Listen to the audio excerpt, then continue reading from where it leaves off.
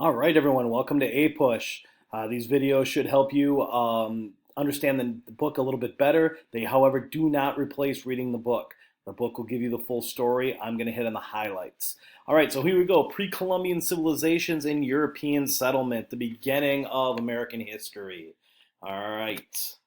All right, so we know that the general theory on how people got to America is through the Bering Sea land bridge. It is, however, a theory. There is growing evidence that that theory may not be correct. Depending on whose history we follow, we sometimes see that other histories believe that people were created here, but general historical theory right now says that people came from Asia across a land bridge into Alaska and then filtered down into the rest of America. But again, that is just a theory. All right, so we get all different kinds of native cultures and lifestyles, and that's really important. All right, too often we just talk about Native Americans like Native Americans are one mass people, and in reality, we had a number of different tribes, a number of different living arrangements, a number of different ways to survive. All right, some were semi-nomadic, some were sedentary, they stayed in one place. All right, there was a lot of different native cultures. All right. Now, some things that they all did tend to share in common. The gender roles tended to be much more equal than in today's society. Women shared in the labor. Women often held very important positions in many tribes.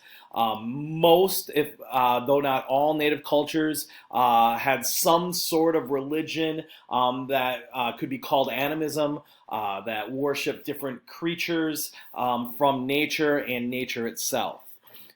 Three Sisters farming is super, super, super important. It's the three ways of farming that are going to allow native cultures to be really successful. All right, and it is corn or maize, beans, and squash. So when you hear Three Sisters farming, that's what they're talking about.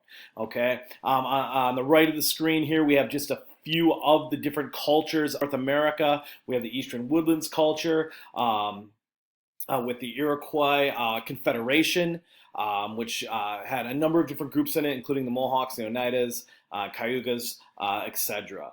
We also had a Mississippian culture in this particular area that both used hunting and agriculture. The Great Plains oftentimes is what we think of when we think of Native Americans. The buffalo hunting and semi-nomadic, no, not completely nomadic, with the Sioux being the most important part of that, understanding that there are multiple different branches of the Sioux. That's important as well.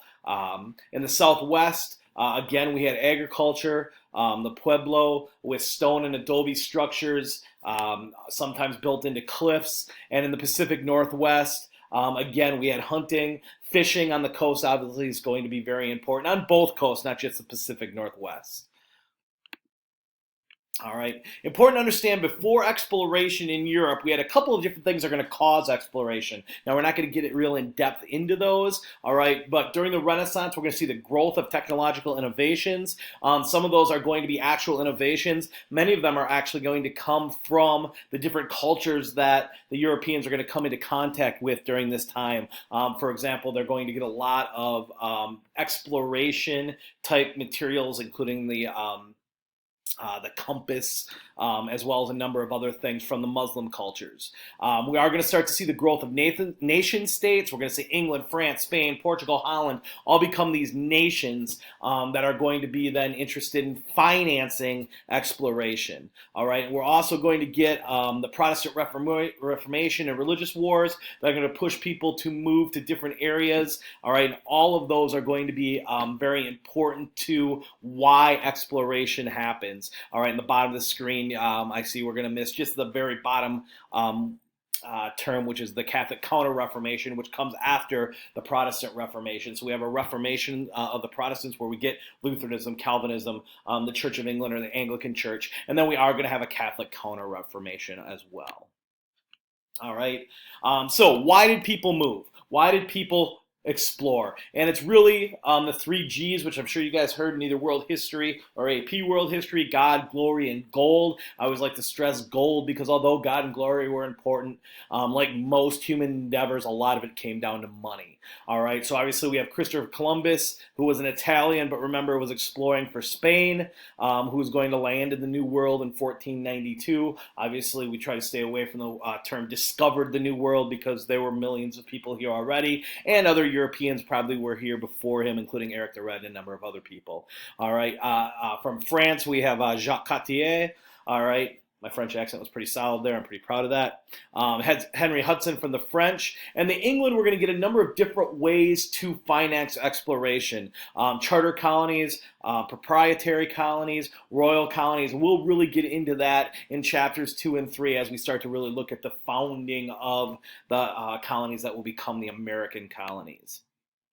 All right, a couple important things that we need to know. The Treaty of Tordesillas, which is in 1494, which codifies what was called the line of demarcation. All right, some of the first people, obviously, to land and to claim this new world were going to be Spanish and Portuguese. All right, they're both Catholic countries. They didn't want to fight against the New World or fight for the New World, so they went to the Pope, asked the Pope to draw a line dividing them. All right, so you can see that Pope draws the line along the 38th parallel and says that Portugal can have everything to the right, Spain can have everything to the left as we look at the map. It's going to give Portugal parts of Africa and stuff, which is why it's not as bad as it looks. But obviously, the Pope, as well as other Europeans, didn't understand the amount of land to the left side of this. The Treaty of Tordesillas, which is going to be signed a year later, does move that line a little bit to the left.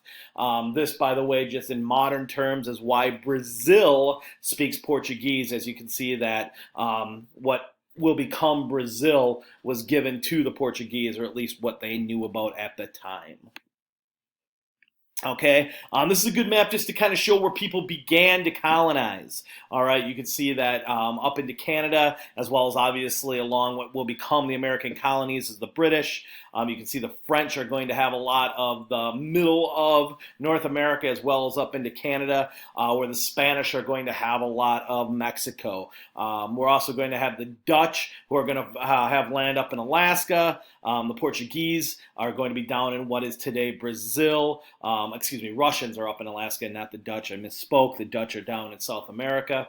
All right, so you can see that it's not just the English, which is what we think about when we think of the colonies a lot, that are going to be really important. As a matter of fact, the three most important European cultures that are going to found colonies or to really be active in exploration of North America are going to be the French, the Spanish, and the English. And we'll talk a lot about the differences among those. Okay, Columbian Exchange is a really, really important term. All right, we know that as we get people coming to the United States, or excuse me, not the United States, the Americas, things are going to come to the Americas from Europe, and things are going to go from the Americas to Europe. All right, some of those are going to be beneficial. All right, foods, chocolate, bananas, things like that. Potatoes are going to transfer from either North America to Europe or Europe or North America. Potatoes, for example, are going to be really important. They're going to be easy to grow, and it's going to actually start a population boom in Europe. All right. Also, some things that were not particularly beneficial, including diseases. Smallpox is obviously going to be the most important disease that moves from Europe to North America. It's going to kill, some say, up to 90% of the Native American population. We're also going to have some diseases that come from North America back into Europe.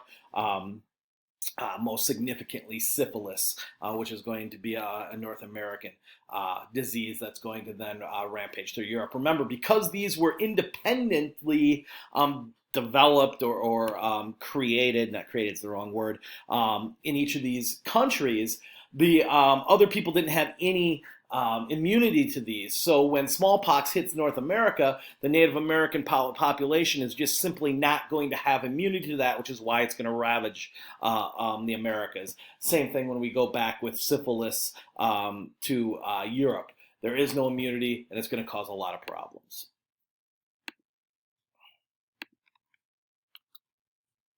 All right, so when we talk about the Spanish in America, all right, we're going to have royal colonies created by the Spanish government.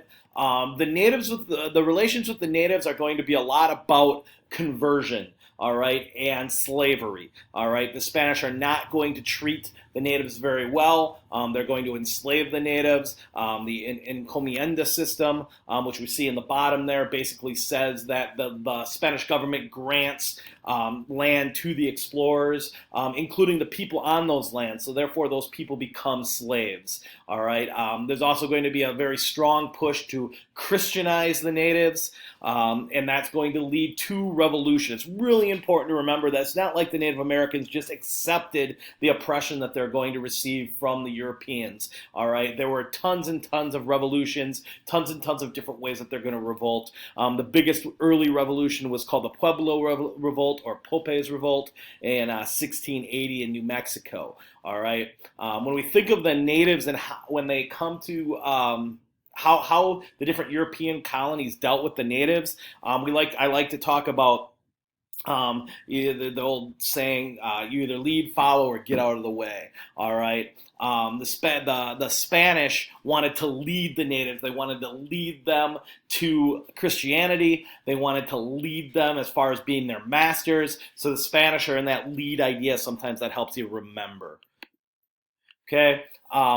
Not everybody is going to be in favor of treating the natives the way the Spanish are. Okay, we're going to get De las Casas, who's going to be the most important person who's going to argue against the treatment of the natives, arguing that that this is an amazing culture, and therefore that the culture should be recognized and preserved, not destroyed. Sepulveda, however, is going to say that the Native Americans are there to be enslaved. All right. Before we think Las Casas is a saint, however, his solution to this is to go to Africa and get Africans to be slaves instead. So he's not a perfect creature either.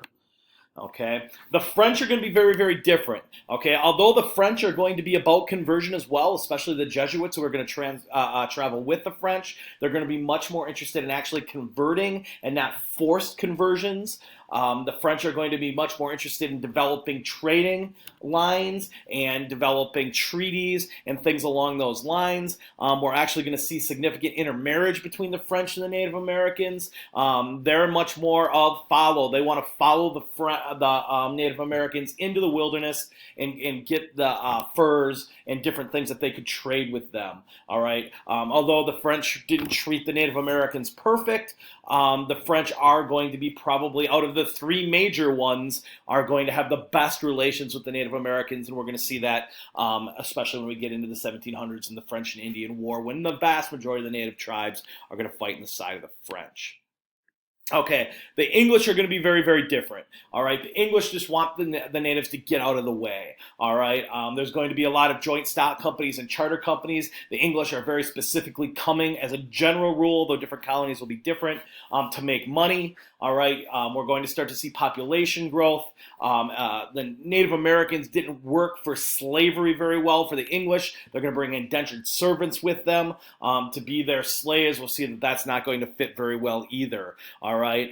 Early on, we're going to see some native assistance with the British. Very quickly, however, that's going to turn, that relationship's going to turn sour. We're going to get significant wars that we'll talk about a little bit later down the line, including the Anglo-Powhatan Wars, the Pequot Wars, and King Philip's War, which are going to be wars between different Native American tribes and confederacies and the new British settlers. All right. So if we think lead, okay, the Spanish wanted to lead the natives as far as being their masters, as far as pushing them towards forced conversion. Follow, the French wanted to follow them into the wilderness, set up trading, alliances, things along those lines. And the English just wanted them to get out of the way, get off their land. We're going to see that's going to be a consistent theme in American history. The English attempting to push the Native Americans west off the land that they wanted. Okay, talked about how smallpox are going to ravage the Native American population. This is just a very famous woodcutting that shows that ravaged population. All right, that's chapter 1, guys. Make sure that you take a look at the book. Don't just ignore the book. Read through it quickly, but you should be able to get most of your Cornell notes out of this slide. See you in chapter 2.